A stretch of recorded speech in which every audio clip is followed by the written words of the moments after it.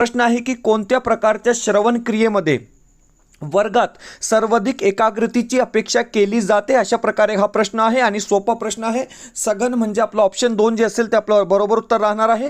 पर्याय जे 2 दिलेला आहे ते आपला योग्य उत्तर असणार आहे. पुढचा प्रश्न प्रश्न क्रमांक 14 व प्रश्न आहे की प्राथमिक पातळीवर शिक्षक साधारणपणे विद्यार्थ्यांना चित्राकडे प्रेरित करतात, कारण असे करणे म्हणजे काय. तर हे बघा 4 ऑप्शन दिलेले आहे आणि यापैकी जे ऑप्शन 4 असेल म्हणजे त्यांची पेन्सिलवरील पकड आणि नियंत्रण बळकट होते, म्हणजे ऑप्शन जे 4 असेल, पर्याय जे 4 दिलेला आहे ते आपला बरोबर उत्तर राहणार आहे. पुढचा प्रश्न प्रश्न क्रमांक 15 व प्रश्न आहे की त्रिभाषा धोरणांच्या संदर्भात पुढीलपैकी कोणते विधान योग्य आहे. आता हे बघा मित्रांनो, त्रिभाषा धोरणांच्या संदर्भात सुद्धा या ठिकाणी 4 विधाने दिलेली आहे आणि योग्य विधान कोणते अशा प्रकारे आपल्याला प्रश्न विचारलेला आहे. तर हे बघा ऑप्शन जे डी असेल, मातृभाषा घरची भाषा इंग्रजी ही प्रथम भाषा असणे. तर हे बघा ऑप्शन जे